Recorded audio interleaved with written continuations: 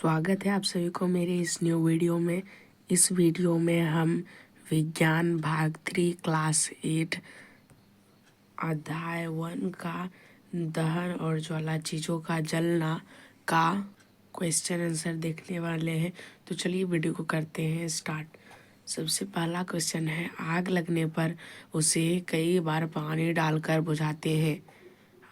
पानी डालने से आग कैसे बुझ जाती है? तो इसका आंसर है जल ज्वलनशील पदार्थ को ठंडा करता है। ऐसा करने से आग का फैलाव बंद हो जाता है। इस प्रक्रिया में जो जलवाष्प बनती है वो बाहरी वायु की आपूर्ति बंद कर देती है और आग बुझ जाती है। प्रश्न संख्या 2 है, मोमबत्ती की ज्वाला जब स्थिर हो तो कांच की प्लेट ले जाने पर काला वलय क्यों बनता है?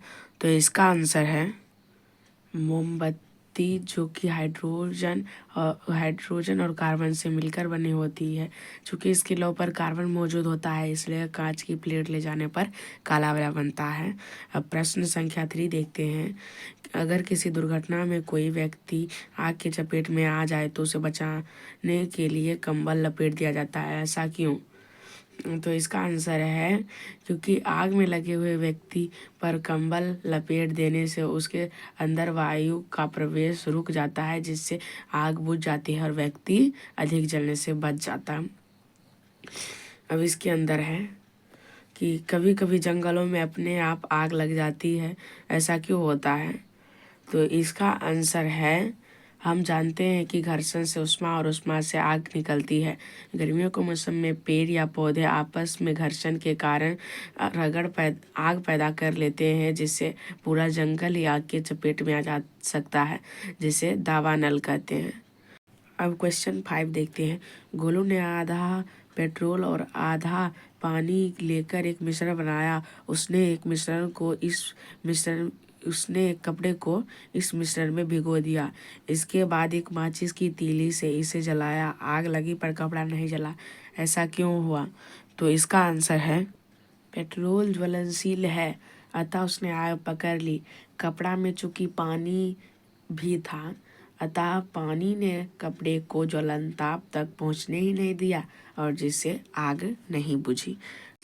प्रश्न संख्या 6 देखते हैं। माचिस को जलाने के लिए उसे माचिस की डिब्बी से रगड़ा जाता है, ऐसा क्यों? तो इसका सही उत्तर है माचिस की डिब्बी में तीलियों में लगा रसायन पोटेशियम क्लोरेट होता है। डिब्बी पर लाल फास्फोरस और सल्फर लगा होता है।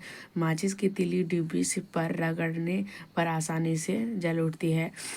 ठीक है, इतना ही लिखना है बस। अब क्वेश्चन नंबर 7 है, दहन ज्वाला के तीनों क्षेत्र दिखाएं। तो इसका सही उत्तर है, तो देखिए ये इसका सही उत्तर है। अब इसको आपको सब समझना होगा। तो देखिए ये मोमबत्ती है और इसके 3 क्षेत्र होते हैं। सबसे ऊपर वाला भाग ये रहा, ये मध्य है और ये आंतरिक है। तो जब आप देखें होंगे मोमबत्ती के जलते हुए, तो जो यहाँ वाला भाग होता है वो काला होता है, ठीक है। बिना जली मोमबत्ती का सबसे आंतरिक भाग काला होता है, ठीक है। और बीच वाला आंतरिक यानी कि बीच वाला ये पीला भाग का होता है, इसे मध्य भाग कहते हैं।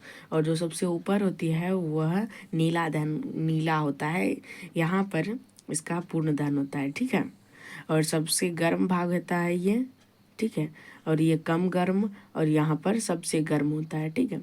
ये मोमबत्ती का चित्र है, इसे आप अपने कॉपी में बना ले। धन्यवाद। अब क्वेश्चन नंबर 8 को देख लेते हैं। तो 8 का है, घर में आग से होने वाली असावधानियों से बचने के लिए आप क्या क्या करते हैं? इसकी चर्चा आप अपने दोस्तों से कीजिए। तो देखिए, आप घर में जो आग से होने वाली असावधानी होती है उससे आप बचने के लिए क्या क्या करते हैं, इससे आपको दोस्तों से चर्चा करके इससे लिखने के लिए कहा है। तो देखिए, इसमें आप ये लिख सकते हैं, किसी ज्वलनशील पदार्थ को रसोई घर में से दूर रखना चाहिए। केरोसिन तेल बाहरी कमरे में रखना चाहिए। चिंगार या लालटेन ज्वलनशील पदार्थ से अलग रखना चाहिए। रसोइया को सिंथेटिक कपड़ा नहीं यानी रसोइया में सिंथेटिक कपड़ा नहीं पहनना चाहिए। उसे भोजन पकाते समय सादा सूती वस्त्र का उपयोग करना चाहिए। ये सभी आप इसमें लिख सकते हैं। अब क्वेश्चन नंबर 9 देख लेते हैं। तो वह न्यूनतम तापमान जिस पर पहुंचने के बाद कोई पदार्थ जलना शुरू कर देता है या प्रारंभ कर देता है, उस पदार्थ का ज्वलन ताप कहलाता है, ज्वलन ताप। अच्छा, क्वेश्चन नंबर 2 ये ख है। डैश कमरे के ताप पर आग पकड़ लेता है। तो सफ़ेद फास्फोरस कमरे के तापमान पर आग पकड़ लेता है। मोम एक हाइड्रोकार्बन है जो हाइड्रोजन और कार्बन से मिलकर बनी होती है। अब आगे देखते हैं। ईंधन के जलने पर डैश और डैश बनता है।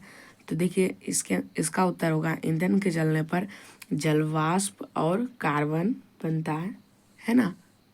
अब आगे देखते हैं।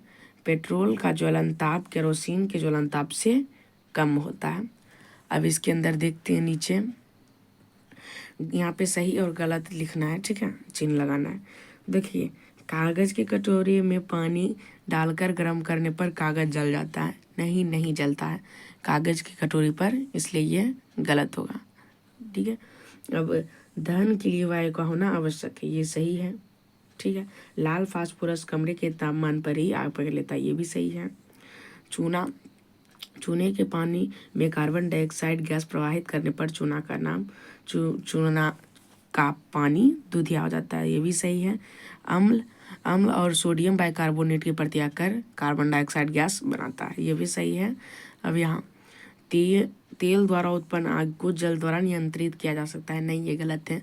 इसको बालू या मिट्टी से नियंत्रण किया जा सकता है, क्योंकि तेल में लगे हुए आग को पानी डालने से नियंत्रित नहीं होगा, क्योंकि पानी नीचे बैठ जाएगा और तेल ऊपर आ जाएगा और आग और ज़्यादा हो जाएगी, ठीक है। मिलते हैं कभी और वीडियो के लिए, तब तक के लिए बाय बाय। हमारे इस चैनल को सब्सक्राइब जरूर करें। धन्यवाद।